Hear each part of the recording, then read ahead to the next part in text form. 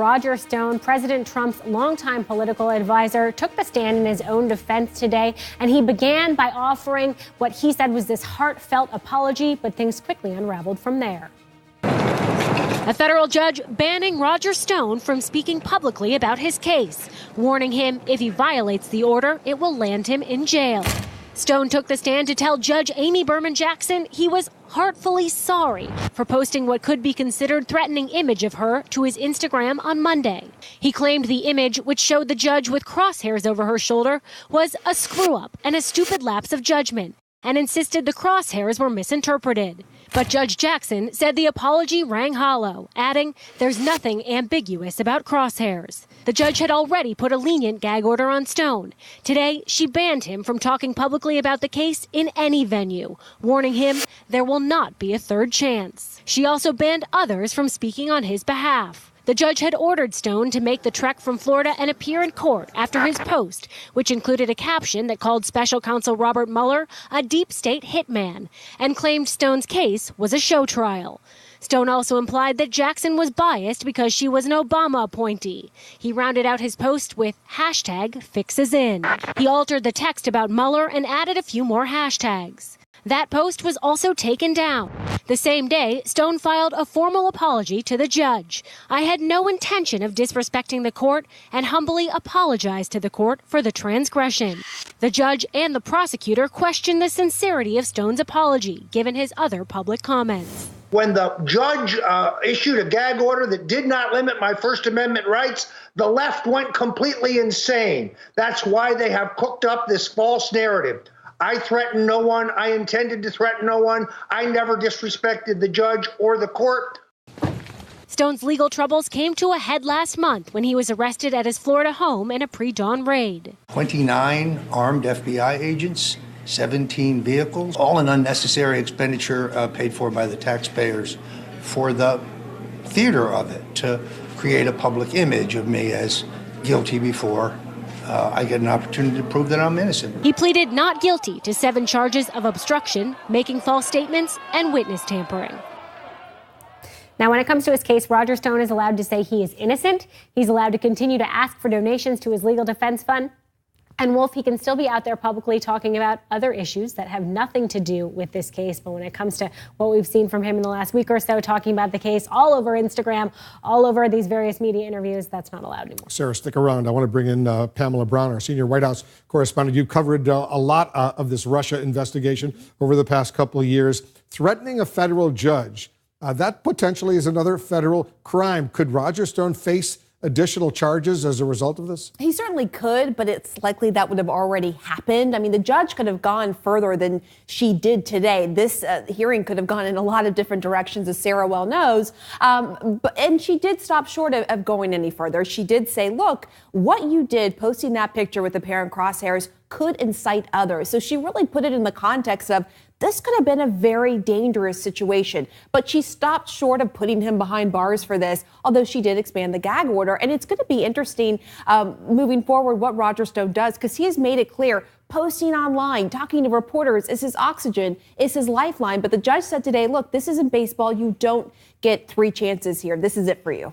And she also said that if he violates this complete gag order, she's going to throw him in jail because she believes what he did on social media was insightful. That's right. And, you know, she said he deliberately chose this image, and he chose an image that sent a sinister message. And it was a little bit surreal watching Roger Stone try to defend this post, because he almost sounded like President Trump or candidate Trump when he has tried to defend something inflammatory that he's posted on social media. You know, Roger Stone said it was a volunteer initially, but then he couldn't remember which volunteer. He couldn't remember where the photo came from. He was saying the crosshairs wasn't actually a crosshairs. It was this other logo that means something else. And the judge obviously was not buying it. Not at all. She's a tough lady indeed.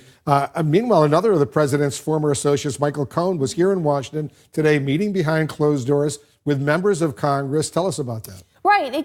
It's sort of a mysterious visit that caught us off guard today. He went to meet in secure spaces with the Senate Intel Committee. Unclear exactly who he met with, though, Wolf. He went there, then he had lunch, then he went back with his attorney, Lanny Davis.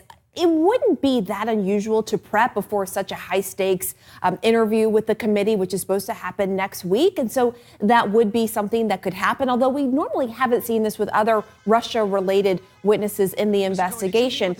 So it does appear that this was a prep session of some sort, but there is a lot of anticipation for next week, Wolf, when there are 3 different hearings with Michael Cohen, 2 behind closed doors, 1 that will be open session, and it's going to be about Trump and his businesses. There will be a lot of focus on that while the president is overseas in Vietnam during the second summit with North Korea. The president will be in Hanoi meeting with Kim Jong-un. Michael Cohen will be before the House Oversight Committee, 10 a.m. Wednesday morning, meeting with members of Congress, and that will be open. We'll have live coverage of that as well. Guys, thank you very much. Let's bring in the chairman of the House Ethics Committee right now, Democratic Congressman Ted Deutsch of Florida. He also serves on the Judiciary and Foreign Affairs Committees. He's a busy guy, as we know. Congressman, thanks so much for joining us. Let me get your thoughts on Roger Stone right now. He's been completely gagged by this federal judge from speaking or posting on social media or any place else about his case. Do you think he will abide by that ruling? Well, he's got to abide by the ruling or he's going to go to jail. It's shocking what he did. The judge, I think, rightfully took strong action against him. His efforts to try to claim that he didn't really know what was happening, it wasn't really him, this is a symbol of the occult and not a crosshairs, none of it is believable. What he did is reckless and extremely dangerous. He apologized for it because he had to. That, by the way, Wolf, is one more apology than we've ever gotten from President Trump for all of his attacks on the institutions of our democracy, our free press, our justice community, our intelligence community. This is, unfortunately, it seems par for the course. The president launches these attacks, and the people close to him then pick up on that and go one step further. It was really appalling and dangerous. As you know, the president's former lawyer, Michael Cohen, he's going to be testifying publicly next Wednesday before the House Oversight Committee. What will you be watching for in that hearing? He had private, behind-the-scenes meetings with members of Congress earlier today. Well, I'm glad that he's coming to testify on the Hill. I mean, remember who Michael Cohen is. He's the president's fixer. So there are a whole range of questions that need to be asked that Congress has played no role for the past 2 years. Congress didn't take its oversight responsibility seriously under Republican rule. Finally, we have an opportunity to probe these important questions, like the fact that Michael Cohen went into court and essentially made President Trump an unindicted co-conspirator in a felony case to win the election. There's new reporting, obviously, about the ongoing discussions that took place far longer than we were originally told about the Trump Tower Moscow project. This is just the tip of the iceberg. It's really important that Congress has the ability to try to get to these facts, even as we wait for the Mueller report to be released. The House Oversight Committee Chairman Elijah Cummings, a man you know well, says they won't ask questions related to the House Intelligence Committee's Russia investigations. How much will we actually learn during that open hearing next Wednesday? Well, I hope that we'll learn a lot. There are enough questions to ask Michael Cohen about the relationship that he has with the president, just based on the fact that Michael Cohen played the lead role in making a payoff, violating a felony campaign finance law in order to help the president be elected president of the United States. There's a whole array of questions to ask him about the other ways in which he worked on behalf of the president or at the president's direction, potentially involving other crimes, certainly getting into the president's longtime relationship that he's had with Michael Cohen. CNN has learned, as you probably know by now, that Robert Mueller could end his investigation as early as next week, hand over his report to the new Attorney General, Bill Barr. What does Bill Barr need to provide to Congress in his summary of Mueller's work? Well, we need to get the truth. That's what this entire process is about.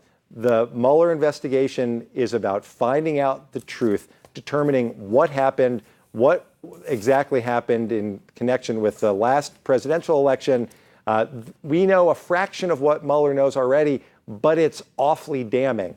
We're going to get a report. It's either going to connect all of the dots, Wolf, in which case Congress will have a clear road forward, or it will simply provide all of the additional information, in which case the responsibility will then fall on Congress ultimately to determine the full truth of what happened. But either way, the American people, Congress and the American people need to see the Mueller report. They expect it. They deserve it. It's the first step in ensuring the respect and the necessary belief, reassurance that no one in America is above the law. That's what's at stake when the Mueller report comes out.